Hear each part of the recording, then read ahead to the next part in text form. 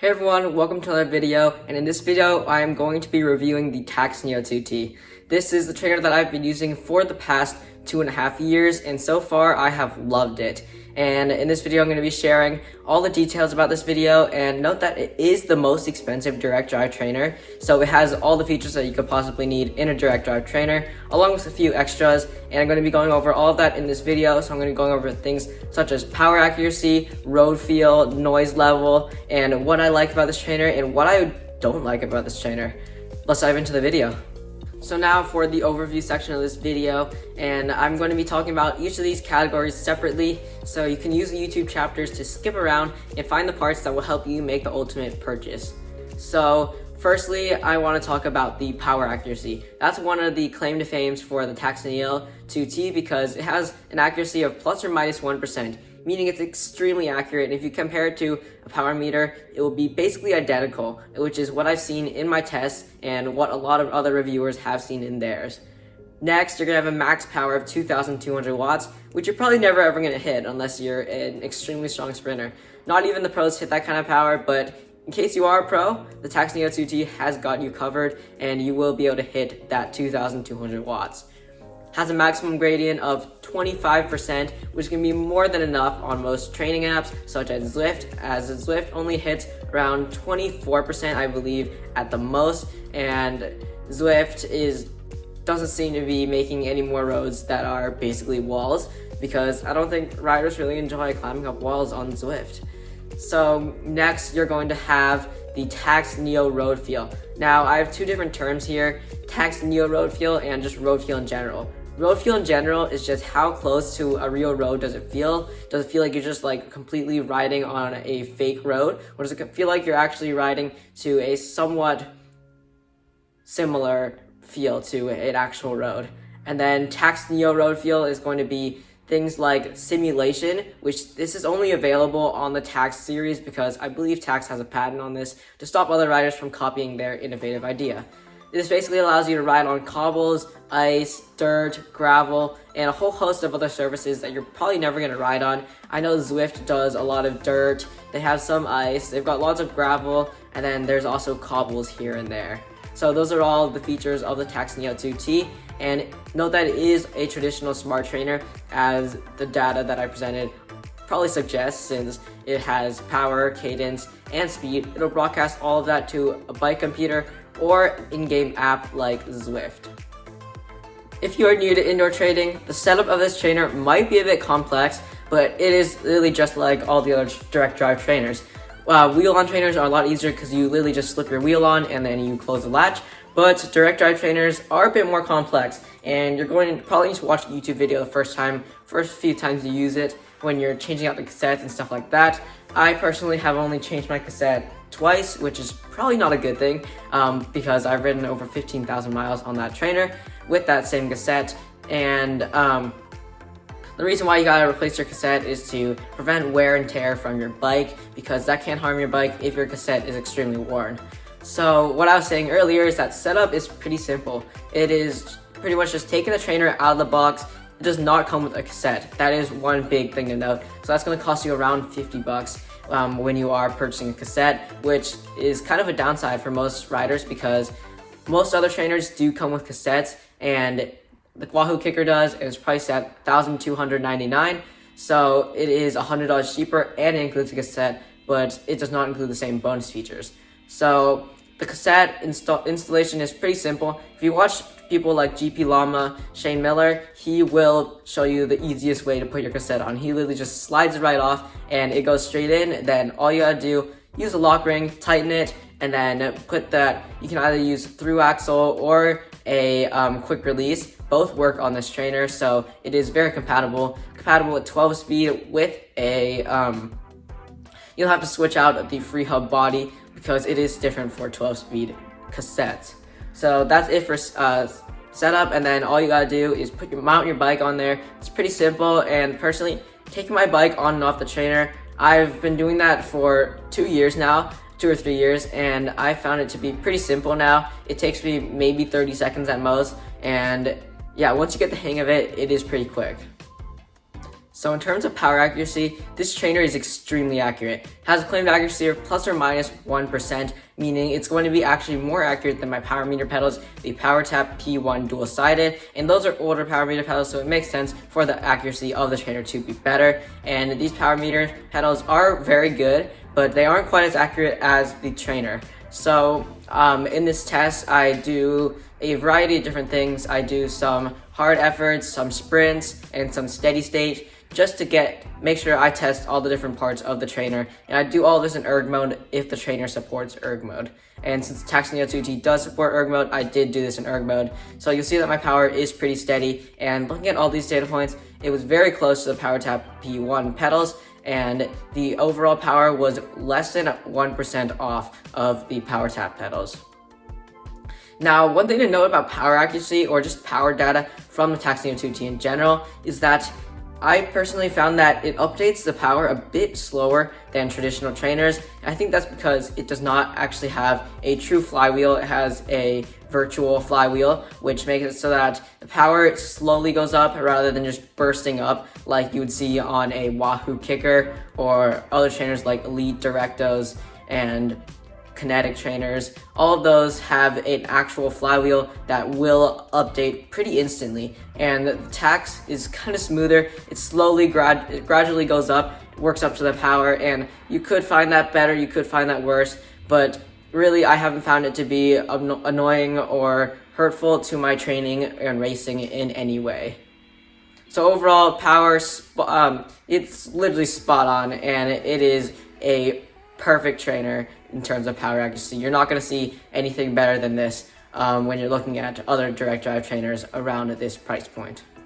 On to the next section, which is the ride feel, and I found that the Tacx Neo 2T feels amazing when I'm riding it. It feels as similar as you can get to a real road. Of course, it's not going to mimic everything because you're always going to have that it's always going to be different since you are not actually riding on the road, but I found that it feels a lot more realistic than other trainers such as the Wahoo Kicker bike, which basically just feels like you're riding in the air and there's literally no extra resistance that you would feel on the road against you. And I feel like the Tacx Neo 2T really does a good job. I feel like it does give a little bit of extra resistance, which I think is better because it helps really capture that feel of riding on the road, because when you're riding on the road, it does not feel like you're just going straight, and it feels like you have stuff that is holding you back. You do have that rolling resistance on the ground. So there's definitely that, and it feels really great. I mainly use this with Zwift, and whenever I'm pairing it, I have never had a single issue pairing it.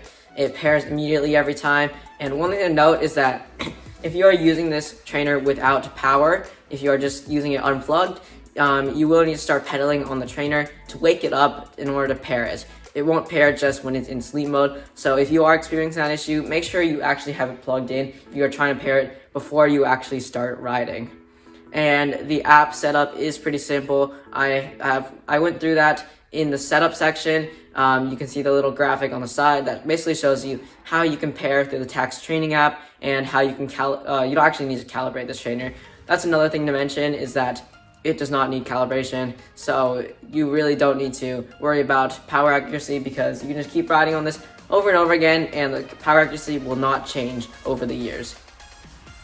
So overall, great ride feel, and I really enjoy riding on this trainer. It is my favorite of the ones I've tried. I've tried a Wahoo Kicker. It's an older one, but I've still tried a Wahoo Kicker. I've tried a Wahoo Kicker bike, a Wahoo Kicker Core, and I'm going to try a Kinetic power bike trainer. So look out for reviews of all those trainers soon, because they are coming, and in the meantime, be sure to check out my other racing content, because I do a lot of Zwift racing content. So if you're looking to get up and started with Zwift, make sure that you check out those videos. The next thing I want to talk about is noise level. Now, a lot of people have issues with their neighbors saying, your trainer is too loud, I can hear it while I'm sleeping, because you might be doing early morning workouts and you want to make sure that you're not disrupting anyone, especially your family or neighbors. So I found that this trainer is extremely silent, and it has gotten a bit louder over time. I feel the hum of the virtual flywheel has gotten slowly louder and louder, but I would expect that after 2.5 years of use. And I personally found that it is still very quiet though. Nobody else can hear the trainer, and most of the noise actually does come from your cassette and your chain. So making sure that those are lubed and ready to go when you put your trainer on is going to be, or put your bike on your trainer, is going to be extremely helpful in keeping the noise level down. I found that riding, it hits a max of around 70 decibels and an average of around high 50s and the low 60s, but I also do have background noise because I am in the garage when I am riding, so there is background noise of cars and other stuff that's just natural, so that does affect the sound. It's not a perfect test, but once you watch my other videos for reviews, those are coming soon, and you'll see that it remains pretty consistent because that noise is always going to be in the background. So if you compare it to my other tests, it will make more sense.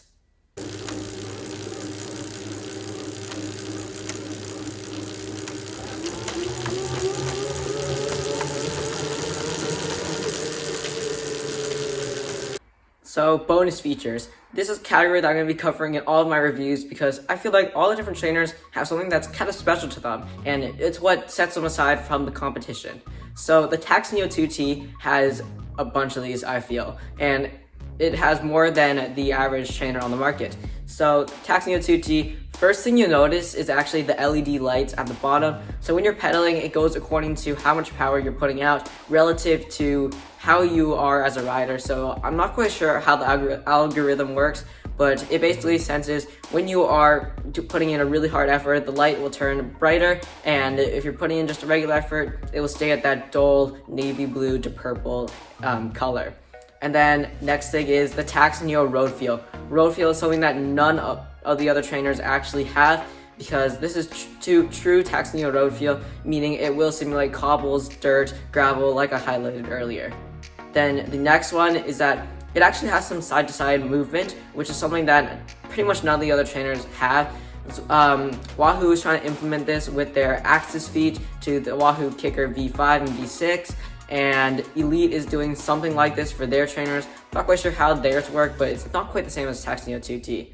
With the two legs that kind of spread out, you're going to have two little joints that are going to they're going to move a little bit from side to side, and it does not look like a lot on camera, and I was like, okay, this really does not make a difference when I saw this, when I was looking to purchase this trainer. But then once I actually got it, it feels massively different from the average trainer. It actually gives you quite a bit of flex, and it just makes my sprinting and riding so much more realistic. But if you're looking for a real ride feel, you're going to want to get a rocker plate, which ranges from around $400 to around $1,000, depending on which one you end up going for. So you could either promote the movement of the Tacx Neo 2T will be sufficient, and they won't need a rocker plate. And I personally found that I don't actually need a rocker plate, but I do still kind of want one just to make my training a bit more realistic, especially when climbing. It just seems a lot more real because you can actually swing the handlebars. So the final extra bit of the Tacx Neo 2T is the ability to use a trainer without a power source. This trainer has the ability to be used without a power source, so you can just bring it wherever you want, and you don't actually have to plug it in. It still works the same with all the apps. The only difference is that it won't simulate the downhills, so when you glide, the freewheel will slowly slow down, or the virtual flywheel. That's about it for all the bonus features, and I think that this has probably around 4 or 5 bonus features, which is quite amazing, and that's kind of why it's priced so high, because I think that the ability to use it without a power source is something that is really unique to this trainer, and none of the other trainers around this price point can replicate that, which is simply amazing. So what I love about this trainer is that I can rely on it whenever I want to ride. I don't need to worry about getting it set up or anything like that, because it's always there and it's ready, and all I have to do is go into Zwift and then pair it. And most times it just auto pairs because Zwift recognizes that I use this trainer pretty much every day, and I've been riding this for the past 1.5 years, almost 2 years now. So I'm sorry if I keep confusing that with 2.5 years. But I have been riding this trainer for a while, and I love it so far. It shows no sign of slowing down or breaking down, and it's just extremely durable, accurate, and it is a pleasure to ride. It does come at a pretty pricey price though, so if you're looking to really go all out on indoor training, I ride indoors almost every day, so I feel like it's been worth it, and I'm not even done with my journey on that trainer yet. So, but if you are someone who only rides in the winter, you might want to consider getting a cheaper option such as the Zwift Hub or other trainers in that price point, because those are going to offer you more value for the price, because you won't be riding them every day. It'll just be in the winter time, and you don't need to spend $1,400 on an indoor trainer if you're only riding it indoors. If you're only riding it in the winter. So something that I dislike about this trainer is that the power is a little bit slow to update, so that can be annoying sometimes when I'm watching other riders riding on Wahoo kickers, whereas as soon as they're sprinting, the power just bursts right up and it's really instant, whereas on the Tacx Neo 2 it takes a bit longer, but it's really only a split second, so it does not bother me that much. But that's really the only thing that I can think of that I actually dislike about this. And it's just like any other direct drive trainer. It's not going to be the most convenient because you do have to take that wheel on and off constantly if you do ride outside, but that's something that you got to commit to when you're using a direct drive trainer instead of a wheel-on trainer. Overall, I love this trainer, and I'd highly recommend it to anyone looking to purchase a trainer in that $1,200 to $1,400 price range. I'll have more reviews coming up soon on my channel. Thank you all for watching. I hope you enjoyed this video. If you did, please hit that like, subscribe button, help support the channel, and see you all next time. Ride on.